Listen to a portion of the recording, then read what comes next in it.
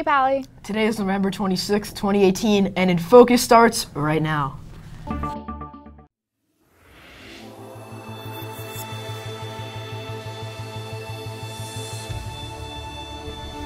Girls swimming has a meeting after school today. And tensions rise near the border. All that and more is coming up on today's show.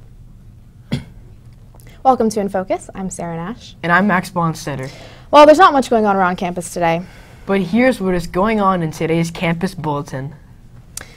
The President's Award is given to students who complete at least 100 hours of community service. Students who received a President's Award this fall should attend a meeting this Tuesday at the beginning of tutorial on Haymarket Theater steps. A group photo will be taken and awards will be distributed with the time to check into a tutorial of your choice. Light refreshments will be served. If you have any questions, contact Kay Larson at pausd.org. The swim season is coming up soon. There's a girls' swimming meeting today at 3:30 at the pool deck for varsity and JV. Well, moving on now from what's going on around campus to what's happening in the world and locally today. Let's take a look at what's topping today's headlines in today's News Minute. Well, migrants from the caravan coming from Central America finally reached the U.S.-Mexico border yesterday. The caravan was met with tear gas deployed by U.S. authorities as they tried to cross the border illegally. Mexican riot police were also deployed as migrants rushed the border at the port of entry in San Ysidro, California. Homeland Security Secretary Kirstjen Nielsen said in a statement that some migrants attempted to breach legacy fence infrastructure along the border and sought to harm CBP personnel by throwing projectiles at them. The border was then closed by Customs and Border Patrol but was reopened earlier today. Egyptian authorities for the first time on Saturday opened the sarcophagus of a mummified woman dating back 3,000 years. It was one of two ancient coffins found earlier this month by a French-led mission near El Asasef, close to the famed Valley of the Kings archaeological site in southeastern Egypt, Reuters reported. Both had mummies inside, said the report, adding that the first sarcophagus had already been opened and examined by Egyptian antiquities officials. The second well-preserved mummy was found in a tomb also containing 5 colored masks and around 1,000 statues, said Egyptian authorities. Workers removed 300 meters of rubble over 5 months to reach the tomb, which also featured colorful paintings on the ceiling.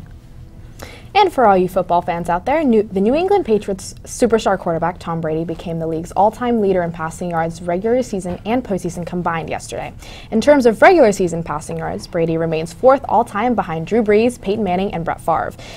Brady will also assuredly add further NFL records to his name before he calls it quits. The 41-year-old is likely more interested in adding to his Super Bowl victories. However, the Patriots always remain a major threat to win the Super Bowl title.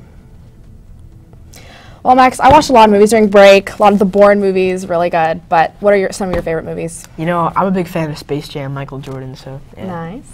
Well, speaking of classic movies, Thayer Kacher's in the studio with Today in History. Thayer, what do you have for us? Thanks, Sarah and Max. Today we'll go back to a movie that came out when our grandparents were very young. It's still the same old Today in History as we go back 76 years to when Casablanca premiered. The classic movie starring Ingrid Bergman and Humphrey Bogart won 3 Oscars, Best Picture, Director, and Adapted Screenplay. The film, which is set during the Second World War, follows the life of Rick Blaine, a former freedom fighter and a club owner in Casablanca, who has to choose between his love for a woman, Isa Lund, and saving her husband from the Nazis. This movie is truly a classic. That's all from me. Back to you. While Pally football took the L in their final, there are still plenty more W's to report. And McKenna DiGeronimo is in the studio now with the latest in Pally Sports news. McKenna, I think we all want to hear about what happened in that big football game since I wasn't there. But what happened? Well, thanks, Sarah and Max. Unfortunately, it was a 17-7 loss for the Pally football team when they faced Menlo Atherton in the Central Coast Section Open Division I semifinals. This game was no blowout, as the Vikes were only down 10-7 with a little over 9 minutes left in the fourth quarter. MA was a bit bigger and finished out with a win. Pally can be proud to finish the season 10-2. Well done, Vikes. Moving on to cross country, congratulations to Pally senior Henry Saul, who completed his high school cross country career with a 9th place finish in Division I of the CIF State Cross Country championships held at Woodland Park in Fresno on Saturday. Saul also won the CCS section title with a time of 15:15.5, which Pally's Donald Target finished 89th overall. Today is a day for Pally athletics.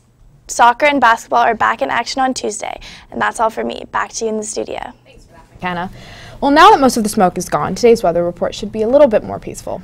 Our meteorologist Ingrid Paichow is in the studio now with today's weather report. Ingrid, what can we expect out there today? Thank you, Sarah. Thank you, Max. Right now in Palo Alto, 63 degrees Fahrenheit. It's a little bit cloudy. The highs are going to be 65 and 40, and the lows are going to be 49 for today. There's going to be a wind blowing at 5 miles per hour, and the humidity stands at 59. There's not going to be any rain today. However, tomorrow and Wednesday, the highs are going to be 61, lows are going to be 53. It's going to be the same for both days. Now, looking at our 5cast, you can see for most of the week, it's going to be raining. The highs are going to remain on the low 60s to the high 50s, and the lows are going to be around the mid 40s. Now, looking at Bay Area temperatures, you can see that it's pretty much all the same. San Francisco and Oakland are a little bit chillier than Palo Alto and San Jose, but that's pretty much it. That's all from me. Back to you in the studio. Thanks for that. Well, that does it for today's episode. Be sure to visit our website to check out old episodes, check the bulletin, or to send us an email. And until next time, have a great day, Pally.